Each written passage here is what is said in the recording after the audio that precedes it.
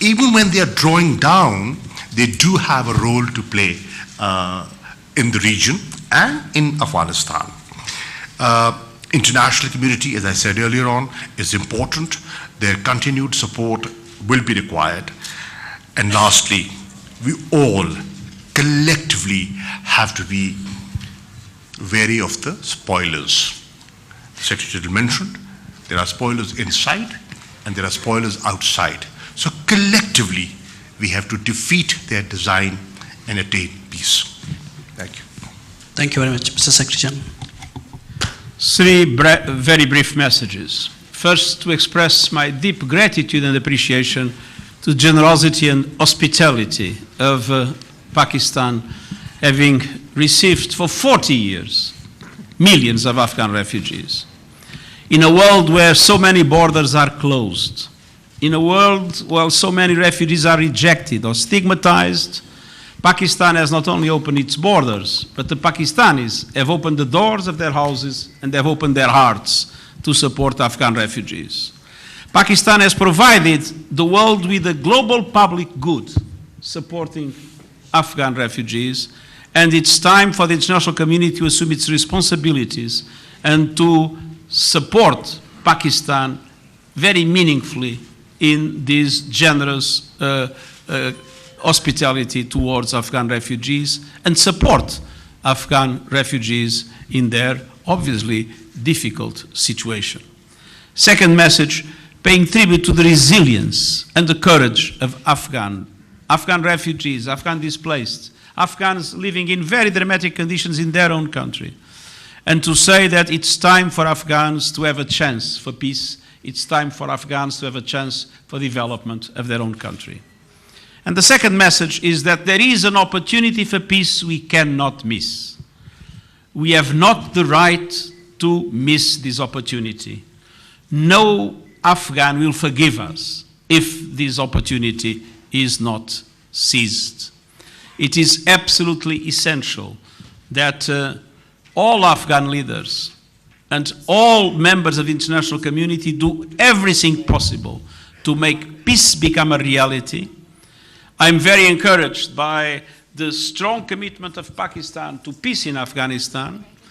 And it's also very important that the whole of the international community, once peace is achieved, decides to invest massively in Afghanistan to allow for the country to be able to develop itself and to create the conditions of prosperity that are needed for Afghans to return and face a new and prosperous life, and for peace in the region to be consolidated forever. I want to once again express my great gratitude for the wonderful hospitality I'm enjoying here in Pakistan, and for the excellent opportunities that were given to me to participate in so many events in which Pakistan is contributing so positively, not only for the support to Afghan refugees, but for peace and for international cooperation and support of the UN in this very important moment we are living together. Thank you, Mr. Secretary-General. High Commissioner for Refugees. I really don't want to repeat what has already been said, which says it all, other than one, of course, thank very much the government of Pakistan for organizing this conference. I think it is important to sometimes take a little step back, reflect on a long time situation, and try to catalyze interest and support. One, because of course, as both the Foreign Minister and the Secretary-General have said, we have an opportunity here. We must hope that we have an opportunity here. I said it earlier in the panel, you know, Afghans are among the most disappointed people in the world. We can't disappoint them again. It would be really a betrayal this time. But I think that all that we heard about commitments to peace, commitment to cooperation between Afghanistan and Pakistan and in the region provides a very good framework for solutions. Just an additional practical element. In December, we organized a global refugee forum.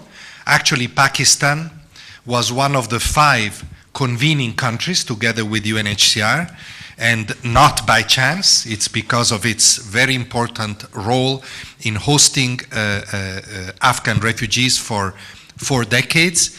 At that conference, where Prime Minister Imran Khan was present, we launched a platform to rally more support for solutions for Afghan refugees. And I really would like to use this opportunity to send a message to donors in particular to provide support through that platform. We've had now for 8 years a solution strategy for Afghan refugees. As the foreign minister said, we are struggling to mobilize the resources necessary. Now it would be really contributing to failure if those resources were not mobilized. So the resources should be first and foremost to create conditions in Afghanistan for people to return, the roadmap that the foreign minister is talking about. But of course, we also need resources to continue to support Pakistan and Iran, by the way, in hosting still so many Afghan refugees. So a strong appeal to mobilize resources around this platform. Thank you.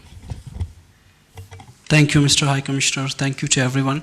We'll start taking questions. I'll ask you, please identify yourself, your organization, and try to stick to the topic. I may have to pass it to the next person if it's an irrelevant question.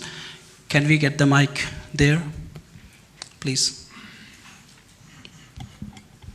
Thank you. This is Mateen Haider representing GTV Network. Question is to Secretary-General UN.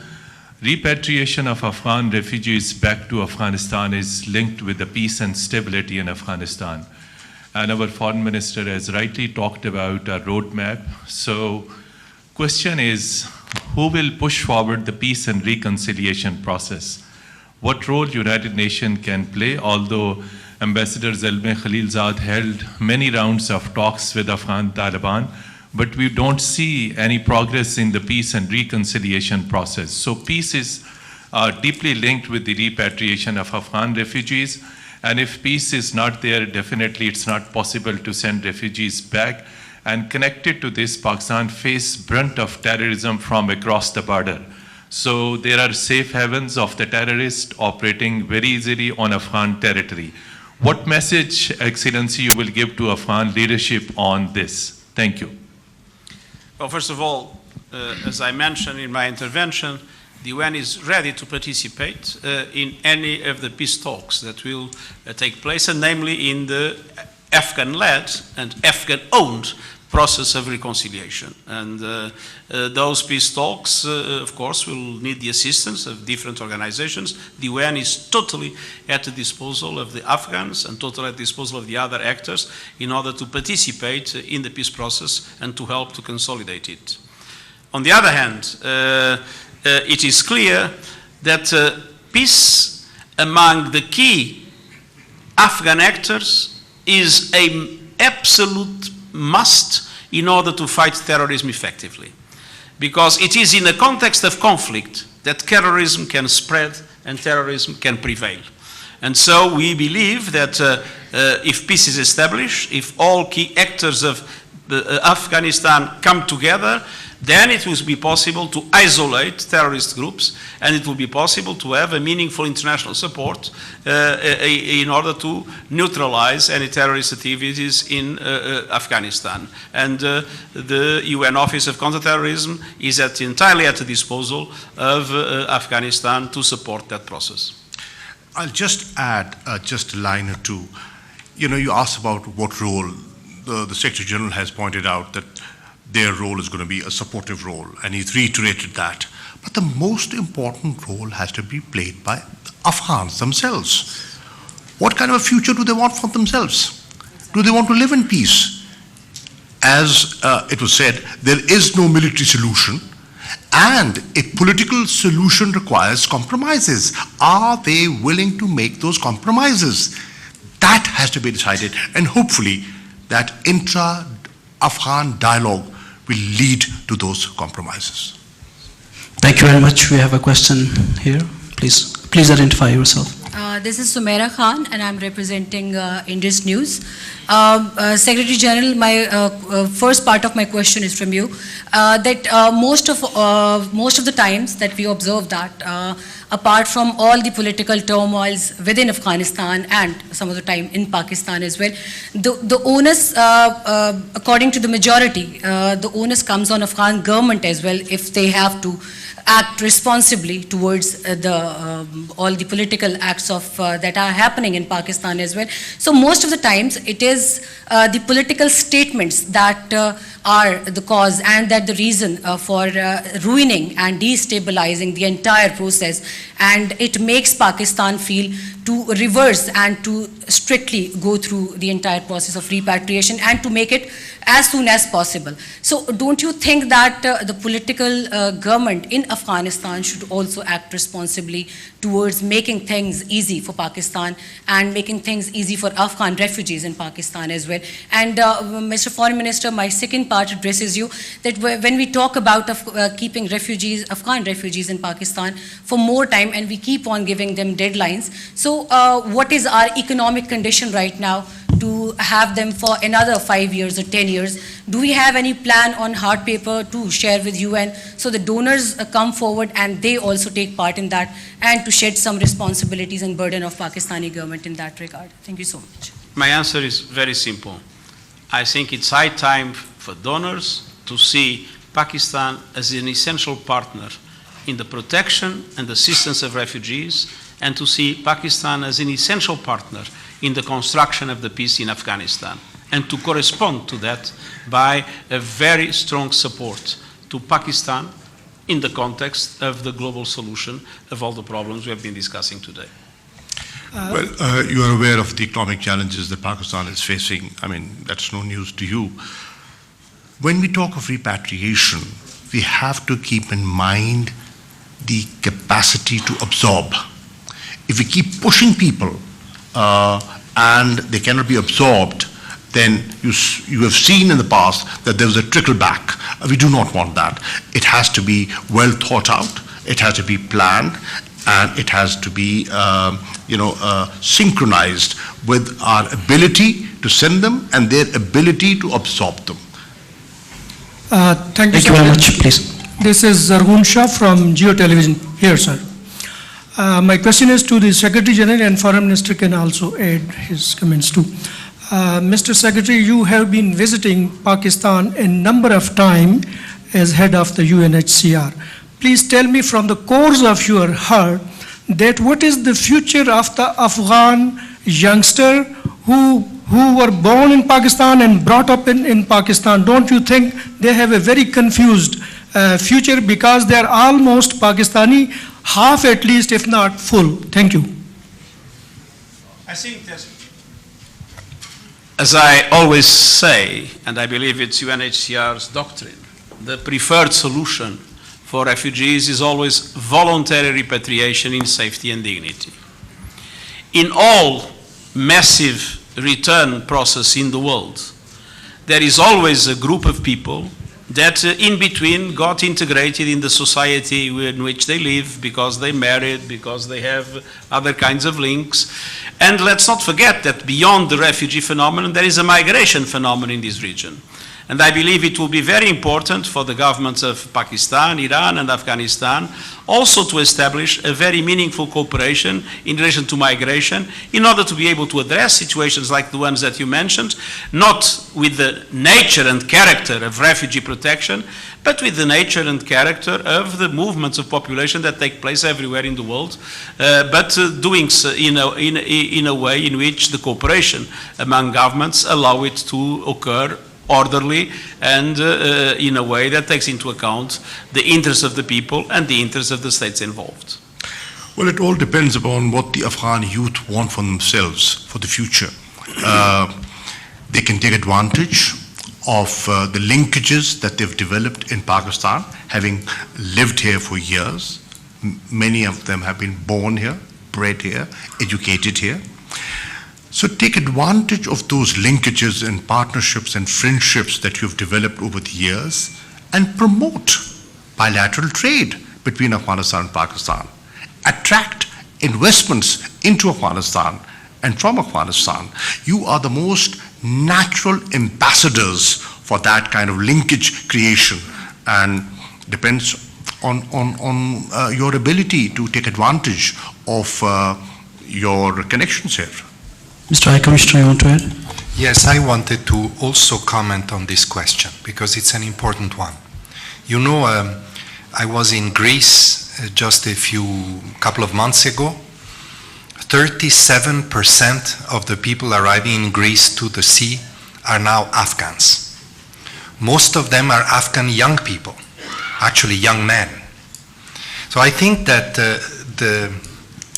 those in Afghanistan that have the power to make peace in government, but also the Taliban, have a responsibility to send to those young people a message of confidence, saying you don't need to risk your lives being trafficked through deserts, through the sea, risking being rejected in Europe, because this is what unfortunately is happening, just because you don't have confidence in your future in Afghanistan. But for this, we cannot simply tell these people, as many do, stay back home because that's where you belong. You have to give them confidence that they have a future there. And confidence passes first through peace and security, and second, through opportunities. So there needs to be immediately after peace, if peace comes, there needs to be massive investment in economic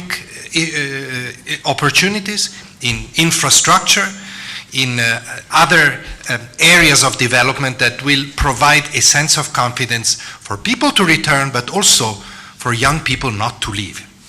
Thank you. Please identify yourself and be brief. Thank you. Mr. Excellency, this is Zahid Malik, editor of the Daily Metro Watch. Today's topic is Refugee Summit, Islamabad, but the main focus is on the Afghan refugees. As a student of journalism, I have known that Pakistan have a rich history to host the refugees from 1947 from India to 1948 from Kashmir to till now. We are hosting a lot of refugees from the Kashmir, and in East Pakistan we are also hosting. Why this part is missing? And one innocent question: last year, in this month of February, India attacked on Pakistan and destroy our trees and innocent thirsty crow. Is UN going to take action against? Can I ask you to bring it back to subject? Action against the brutality, action against the environment, because UN is very silent when the humanity is dying in Kashmir. My question is that the trees and crow have no voice in the world. I had the opportunity yesterday in the press conference that was related essentially to those issues to fully respond to that question, and I will repeat the main principles. First main principle: every problem that exists in the world must be solved with diplomacy and dialogue.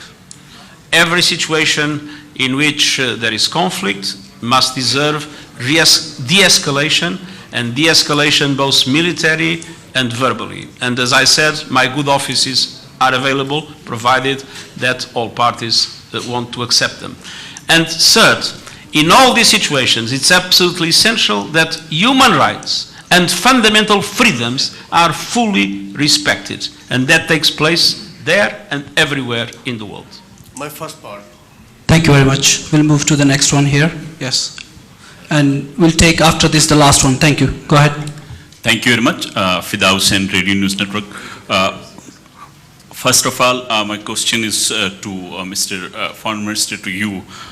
Do Pakistan want to send back the Afghan refugees to their homeland? If yes, the message has been conveyed to Afghan authorities or Afghan government. And my second question is, Mr. General Secretary, now reportedly India has denied your mediation role. So what option left for you on Kashmir issue? Thank you very much. Well, mine is a very simple answer. Do we want them to go back? Obviously, we want them to go back. That's their home. That's where they belong. And that's where they should be. So, we want to facilitate, and we want to cooperate, and we want to be responsible in fulfilling this obligation. Thank you very much. In this circumstance, obviously, we have the role of advocacy that we maintain, and there is the role of the Human Rights High Commissioner that has been several times quite effective in this regard. Thank you, Mr. Secretary-General. The last question there on this side, please. There, yes, no, the one in the front. The one in the front, please. Thank you. Thank you very much. This is Shah Mehmood from Hum TV. All the three panelists mentioned that if the peace prevails in the region, then we will have opportunities of prosperity in the region. My question is, as Filippo Grandi has mentioned about the situation of Afghan youth, do we have alternate plans? We know that the peace talks are going on and we are on the eve of a peace settlement, but we also know that there are spoilers of peace in the region as well. Do we have alternate plans, as the United Nations system have their own system of development organizations for the skill development and the upbringing the youth of Pakistan and Afghanistan, like our government has started a skill development program.